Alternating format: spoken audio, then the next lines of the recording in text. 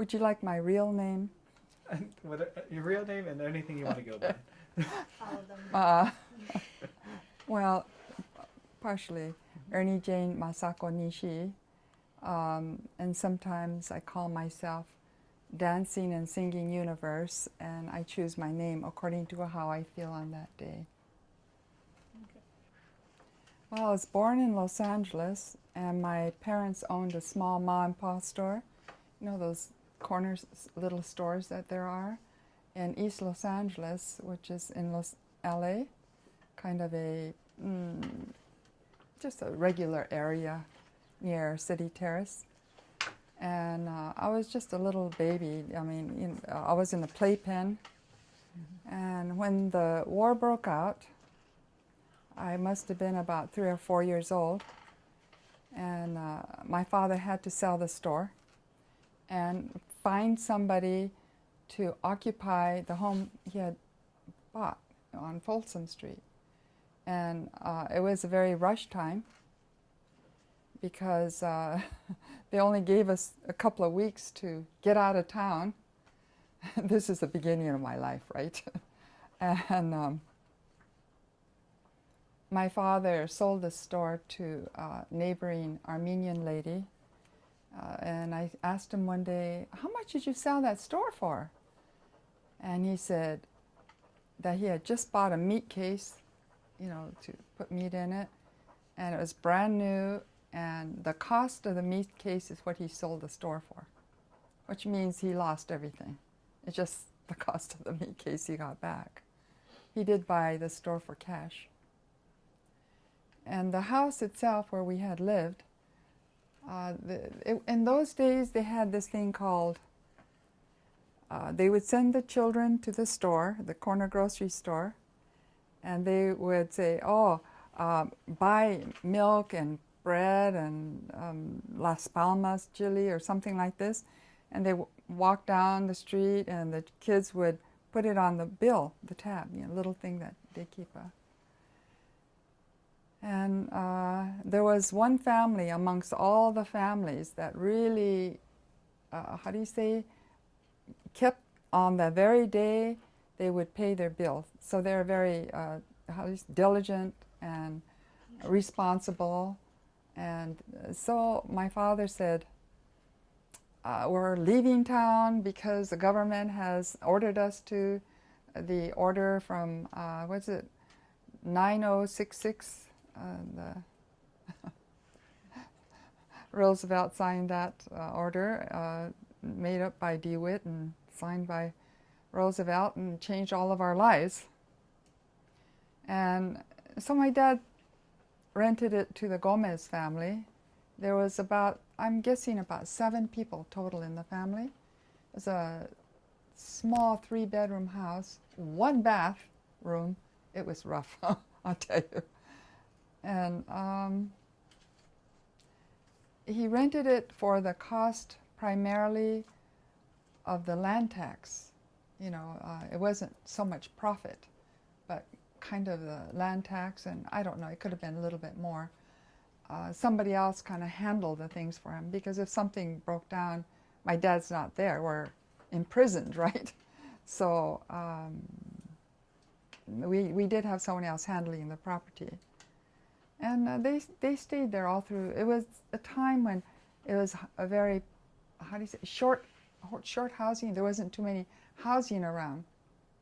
So they were really happy to have a place to stay for a good cost. And well, we became friends after we returned, Yeah, kind of early in the game to say it, but I'll just tell you, we went into the camps and all that, and I was between the age of 3 and 7. So I grew up in the American camps, and it's not a fun camp, where you go camping and that you went there willingly and you're singing songs around a bonfire, nothing like that. We were there, put there, and had barbed wire fenced around us. And although they said we were there for that the government is protecting us, essentially, rather than keeping us safe. It was like the guns were pointed at us and not to others that might come to harm us. It was a very hard time. It was a very difficult time. I can't imagine being an adult. Myself, I was just a kid. And so, I didn't know what was going on. I just followed what my parents, I'm here, a 3 or 4 years old kid. But you know what I remember? It's funny. It's like Mom said, sit down here and don't move. Don't move, don't move, sit here. And I'm kind of a nonchalant kind of type of person.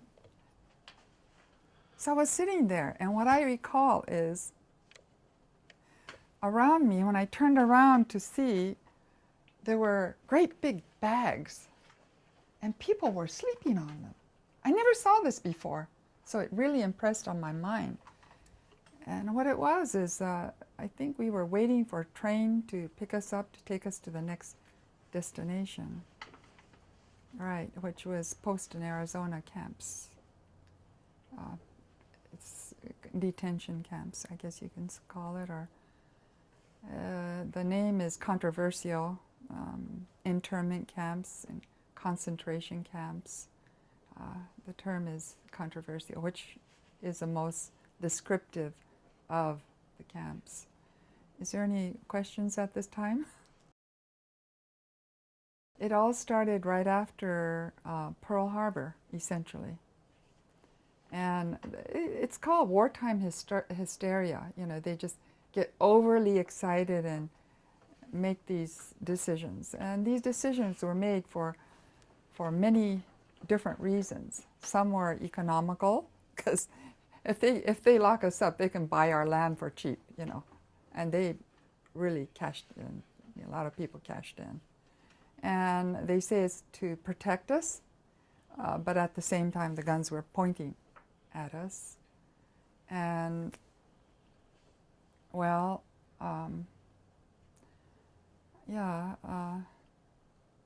the reasons we went in was, I would call it wartime hysteria, people listening to false news.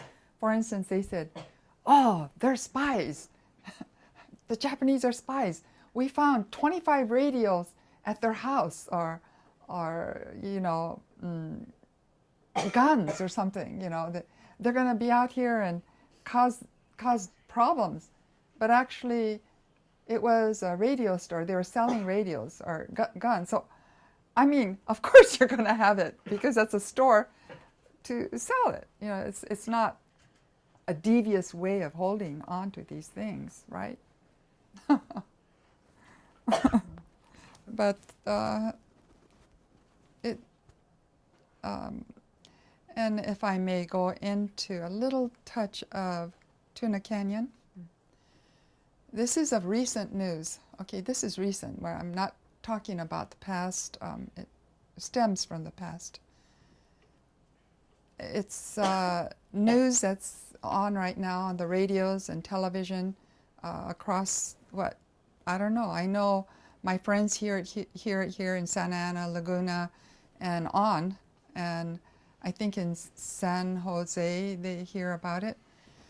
But as it goes, we don't want people to forget this injustice and hope that it never happens again.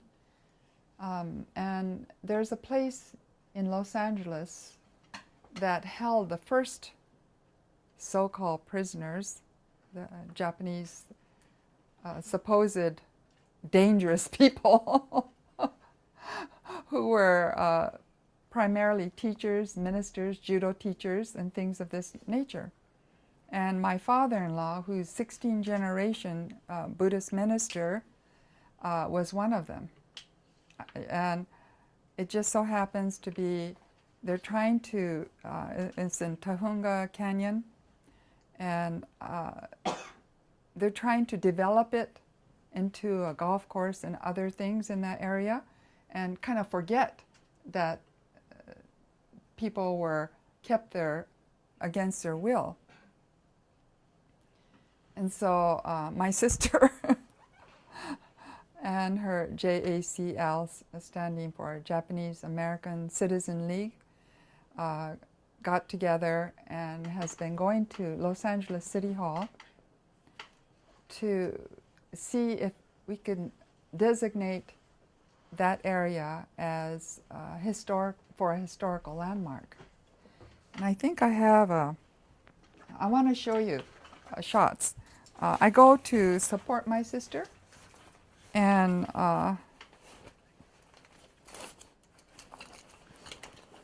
oops, I'm looking for my iPad.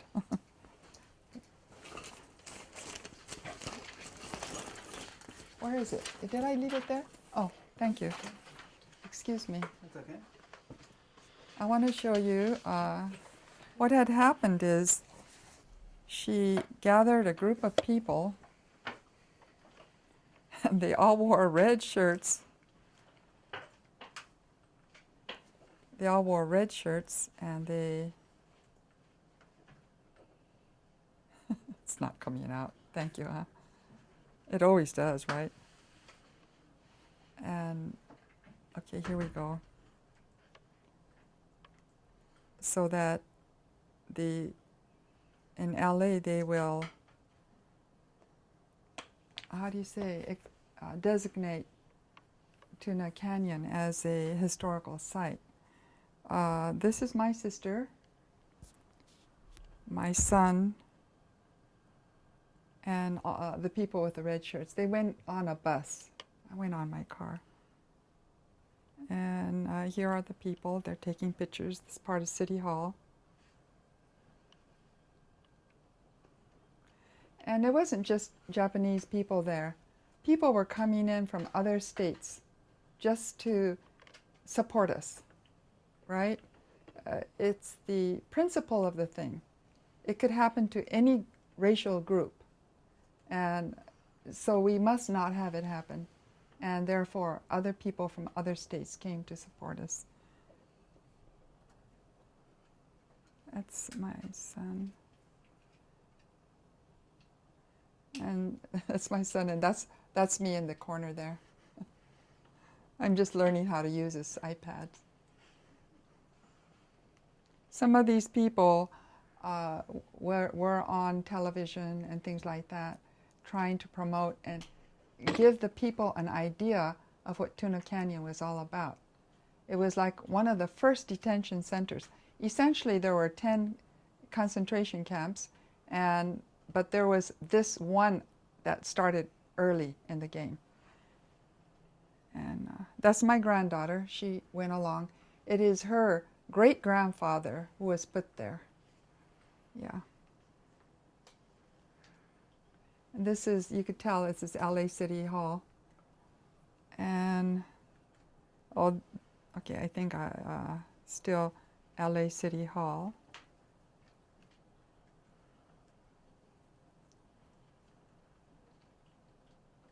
And this is where Alacon is talking to help designate the place. And this is kind of a video, you know, I took his voice talking.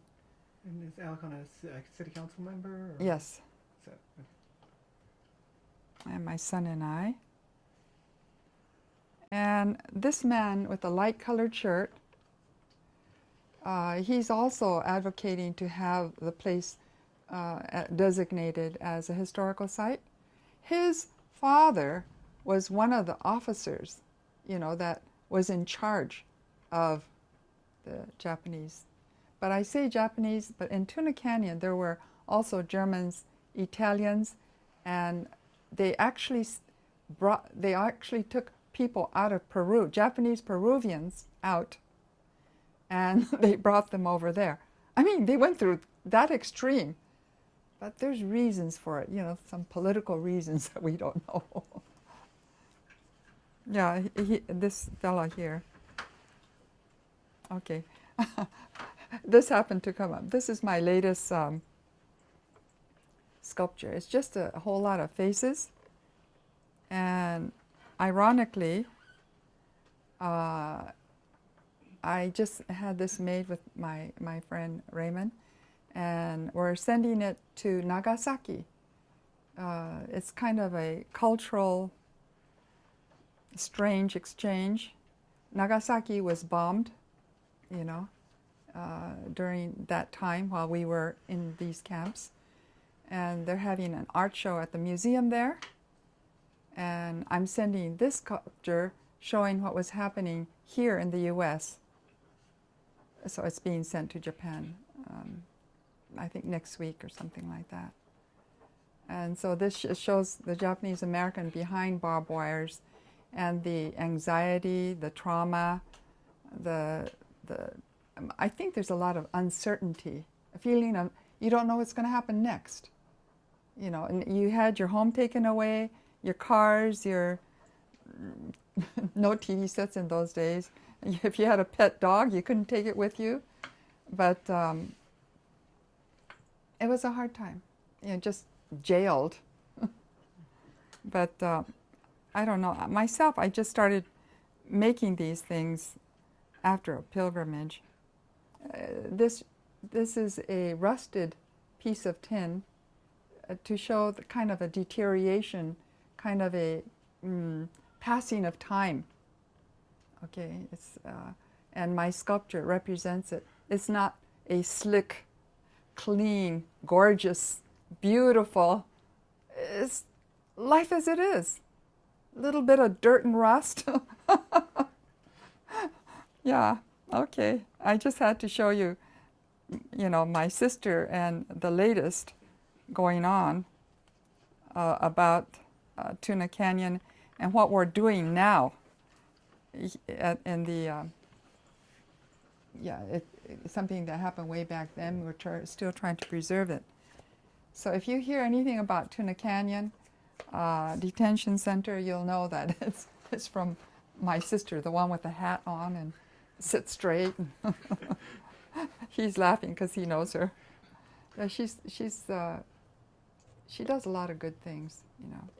So, Works hard, works very hard for the purpose.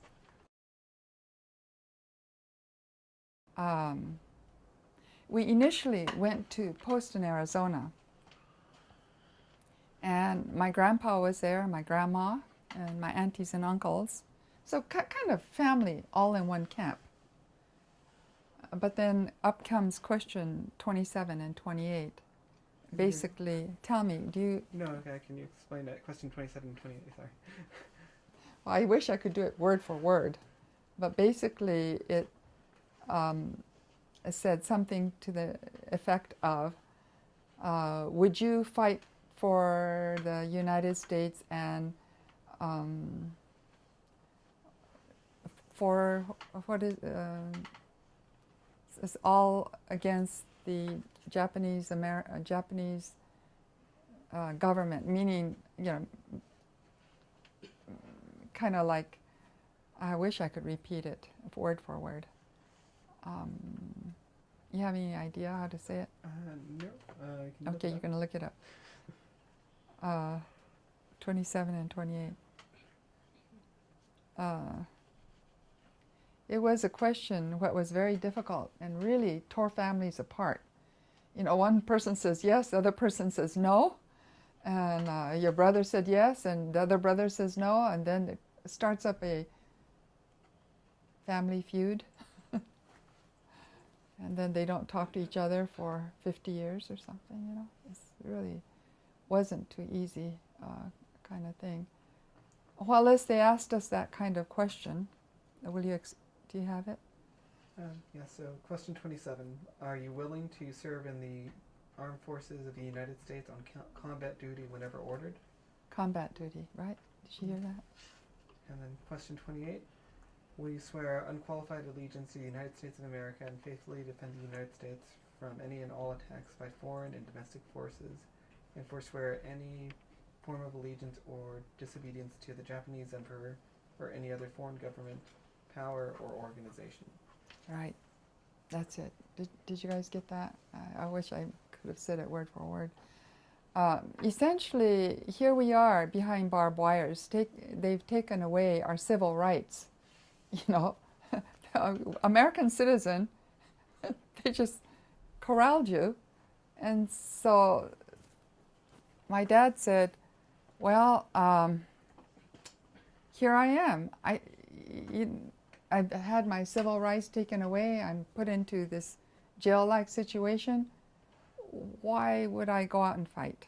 You know, why would I kill my brothers out there? It kind of is hard to explain. Well, many of the people in the camps, young men, did go out and fight and sacrifice their lives. You've heard of the 42nd Combat Team, the most decorated team. Have you heard of that? 18,000. 18,000 people. 18,000 medals and all that stuff. Right, and they saved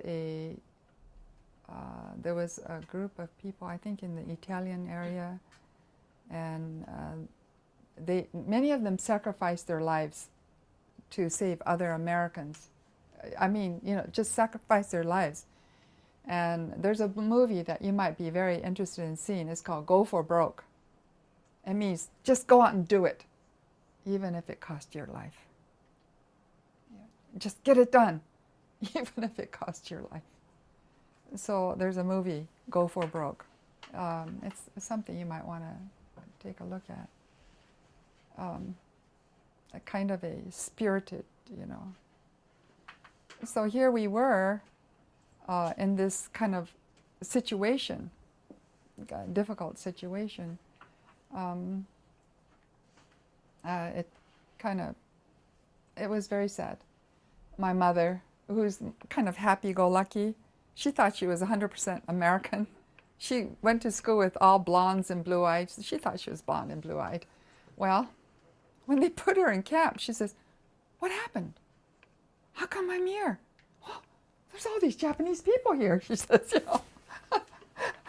And she said, when she pledged allegiance to the flag of the United States, she said she started to cry.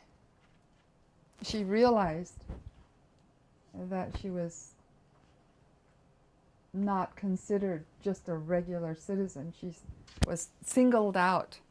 She's below, she's no longer accepted by the rest of the United States. So she really had for being a happy-go-lucky person, not thinking about, worrying about things, she started to cry.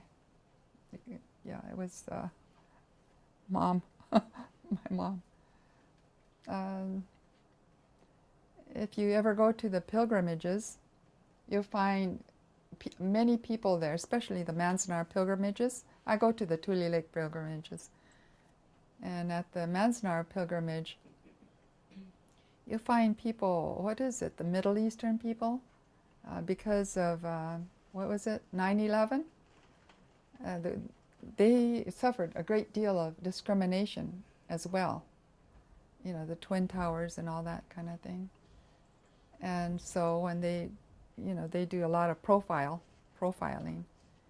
And so they relate to the Japanese American situation, and they are out there at the pilgrimages, and we share our common feelings about being singled out too. Right. When those two questions came up, 27 and 28, my father answered. He felt he couldn't answer yes. He felt he had to say, "No, here I am in these camps. No, no." And so he was sent to a special camp.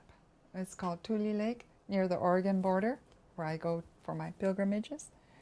And while in camp, he was actually put in again in a stockade. So here we are in this enclosed area with barbed wires around us, and then they put him in another separated area away from my mother and myself. And so my mom had a hard time with, two little girls, and my father was placed someplace else.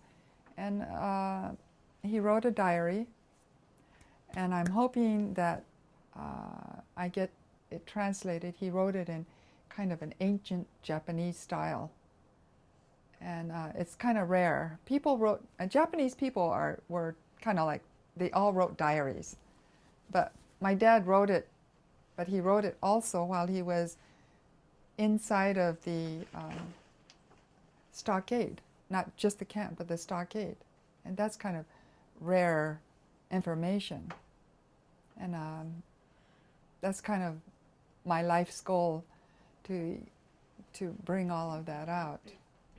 And some other things, my sister got together and started to translate it, a small portion of it, 1/10 or something, or less.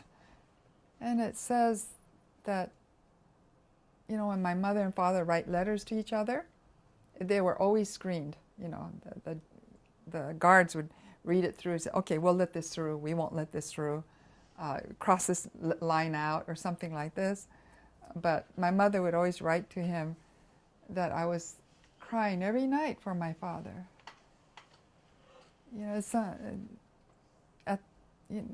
he said, Masako is crying every night. She cries for her daddy. She says, where's my daddy? Where's my daddy? You know. And they said I was the loudest, I cried so loud all the time. Just really, I still cry, but no. No, as a child, you know, I expressed myself, you can say. And I kept the original letters that my two parents wrote to each other. It was very hard time. My father wrote even what he ate for breakfast, lunch, and dinner. The weather. He wrote, it was frosty today, and by 2 o'clock in the afternoon, the frost went away. He was so detailed.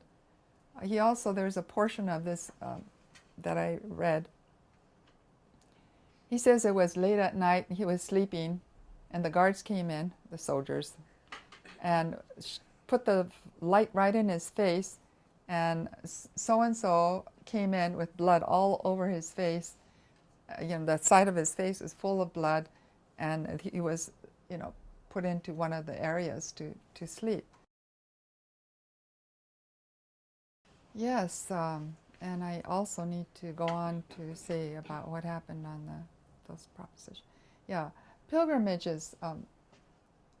Actually, my sisters had gone, and in 2009, I was at my auntie's 95th birthday. She's 98 now, I think, or something. Anyway, or when we all people gather together and go to, in this case, to Tule Lake for a couple of nights, and go to the site where all of this happened, and we hear stories of people, how their lives were. And for myself, because I grew up there, I was riding the bus. You have to take the plane and the bus and all this, and all these people around me, and I kind of started to think, gosh, I'm going back, pilgrimage, going back to where I was when I was a child.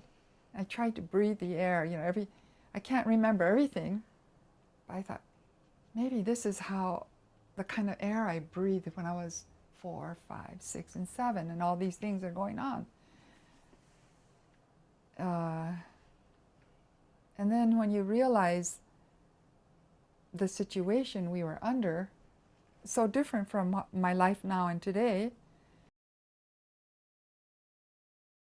Yeah. Well, the only thing I know is, as far as guards going back, I can't say, I don't know which person, but we have people of all ethnicities out there to the pilgrimages. And then I was mentioning Tuna Canyon, where it was his father who was part of the officers in Tuna Canyon, and now he is helping to advocate Tuna Canyon for a historical site. Right. So people do come up and they do help us, And when you say help us, it helps everybody. Essentially, it's just an example of what could happen to anybody. Yes, I think the Shimizu family and some of the other families, Kimura family, separated from their wife and children, and they were taken to the stockades.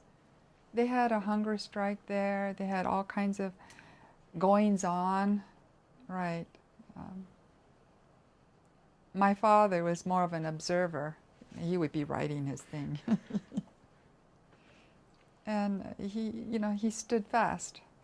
You could tell how my sister is. She gets her goals finished and focused. She's well focused. Yes, and my focus now is to finish my father's diary. Yeah.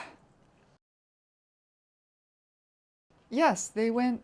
They were part of the 442nd Infantry. They were the most decorated in the entire army, and they were, as I said, they saved. Many of them gave up their life.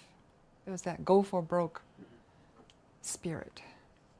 But what happened with their families they left behind? Right. It's kind of strange, but when these soldiers came, say back, I don't know, on whatever it is, they had to go to the American prisons, to the camps, to see their mom and dad, and their sisters and friends, but they're out in the U.S. Army, and so they would be out there fighting for the United States. It's kind of an ironic twist to the whole thing. And it's true, too, that even if you fought for the U.S., it's strange how I heard quite often that if, in fact, I think it could have been Senator Inoue, who went to get a haircut, and I think he lost an arm or something, went to get a haircut, and something like, "We don't cut Japs' hair around here. Get out of here." They just won't serve you. Or you're going to buy, I heard some kids went out to buy ice cream, a Japanese little boy, and says, "Oh, I want the vanilla ice cream." "We don't serve Japs here." So he went outside and gave the money to this other Mexican kid, and he says, "You go in and buy it." He went inside, and he says, "I know who you were buying it for." And so he couldn't get it either. All they wanted was ice cream.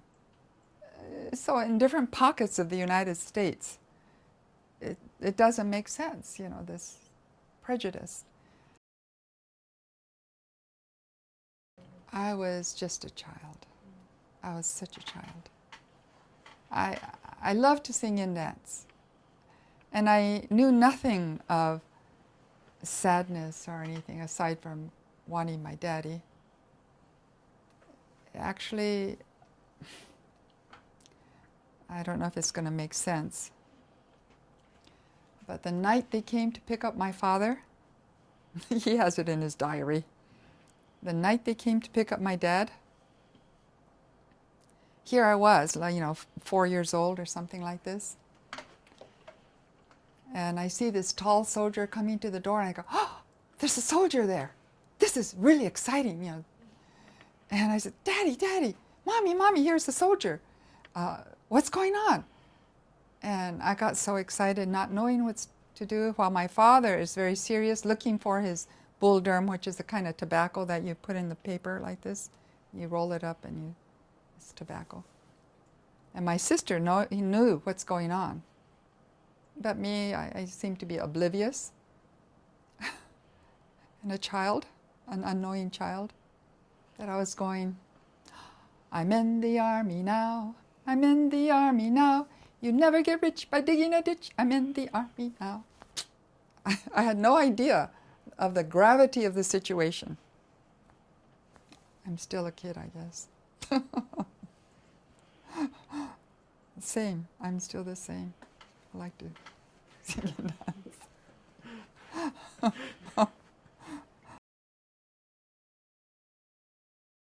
Right. Yes. How was life like for you inside the camps? Like, what would you guys do inside of the camps? Now, what kind of activities were there? Yes, very good question. In Manzanar, apparently, there were a lot of gardens that were made. In Japanese gardens, I think it was hard to get things like grass and stuff like that, or dig to make ponds and things like that. You could order things from Sears Roebuck's, and people who worked in the mess hall were able to, they cooked. And they also were, as you say, what were they doing? They were farmers, pig farmers and vegetable farmers. They kind of maintained their own food supply to a large extent and sent it to the other camps, meaning they weren't doing nothing. They were, and they weren't just sitting there getting food from the government. They were actually making lots of the food. And also, like you said, what were they doing? My father was teaching judo, right? And some of them were teaching Japanese dancing and Japanese calligraphy, and they went to English school. My sister went to English school. They had Japanese school and English school. They organized themselves, and they kept themselves busy. And talk about, how the American Indians, when you don't have much around, you do with what you've got. In Tule Lake, it was once a lake, and so there was little shells. It used to be with water. There was water, and so they would get the water, the shells, and they would make flowers, little flowers, and they'd shellac them on the top and make little pins, and birds, little carved birds, and paint them, make pins, make their own tables and chairs, and things, everybody kept busy. I would say it's regional.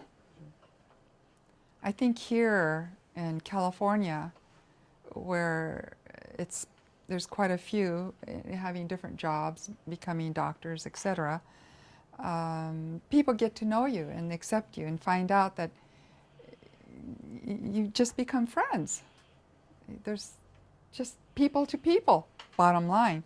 But I think other parts of the United States, there could be some hard feelings left, especially if members of the family got hurt or something of this nature.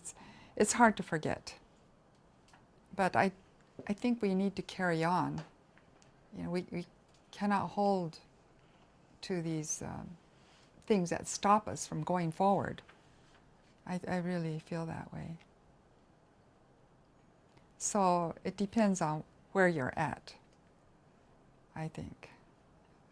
Yeah, the world is becoming more, how do you say, a smaller place and a broader outlook with television and people speaking out.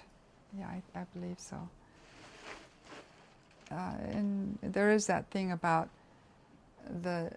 because it was such a shameful time to be rejected like that, it is true that many of the Japanese Americans, they didn't talk about it for years,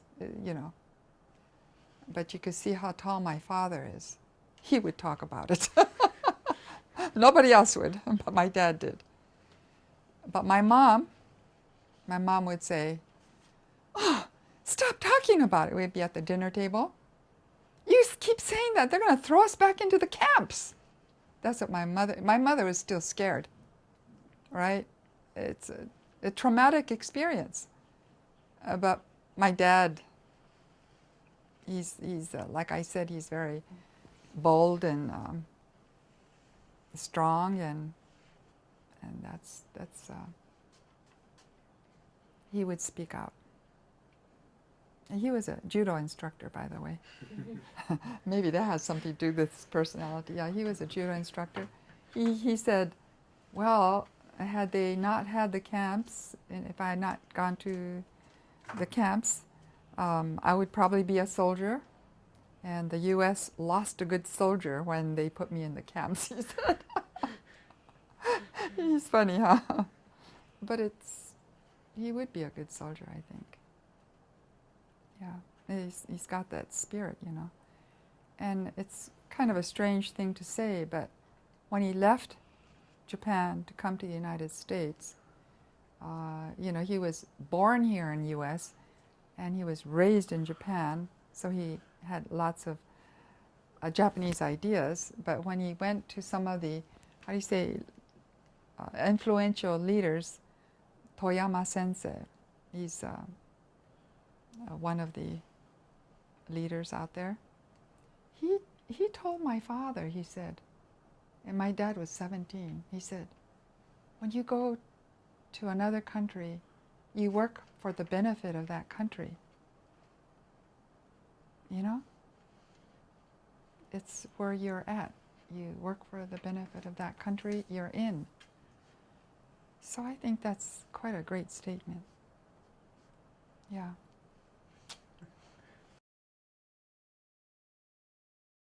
It is true that every day I had to go to nurse's office because I had a low-grade fever. I don't know what it was. And when I came walking out of the school, the kids used to tease me, meaning prejudiced. They would throw garbage at me as I walked across a certain area. You never forget. You know, I don't let it cause me trauma and think, oh, this is happening. But somehow you don't forget that those kids were throwing, they you know, call me names and all that kind of thing. And I guess I didn't want to go to school because I was always late. You know, school started at this hour, and then I would pick flowers and take it to the teacher because I'm late. But I guess it was kind of not pleasant. But, you know, with the passing of time, everything's okay. You know, we all become friends. I think it's to get to know each other. It's to get to know each other. And then you become friends. I think so. Quite a few years here as well. So. Yes. I've been here for near 40 years. Near 40 years. And I'm really glad I'm here in Santa Ana because I feel very comfortable here. And I love my neighbors, you know. And we, what can I say? I think Santa Ana has done a lot. For instance, they have the, what is it, the art area. They changed that part of old Santa Ana to, what do you call that? The artist district? Or yeah, the artist district. Village. And then they have the art walk. And many of the artists do come by, and I think that's a plus. And I think you even have a school here. OSHA, the Orange County School of the Arts? I think so. I was thinking of sending my son down there. And they produce lots of very talented and well-educated high school students, you know, to start out and go out to the next level. I think I've seen some of their work, and the high school kids work, and they're great. You know, I enjoy that. Yeah, and I always call it the illustrious city of Santa Ana. Whenever I walk around, they think, oh, you're from Hawaii. Oh, you're from Irvine. So I said, oh, no, I'm from the illustrious city of Santa Ana. I like saying that. I feel that I'm only a small part of things, but I would like to feel that because of the past, that we are going to learn and grow from and understand it and never have that happen again, the camp kind of thing. And knowing the processes that went through and the kinds of events that happened and the human trauma, and I think in order to, how do you say, make this a better and happier world, we need to learn from it and never have this kind of thing happen, and understand in a larger sense, and not just this, but in a larger sense, and in every, how do you say, controversial moment, to don't look at the controversy in a small way, but look at the big picture. You know, not so-and-so said this and so-and-so did. No. You look at it as it would be for the betterment of the whole, for a longer term, not short term, but for a longer term.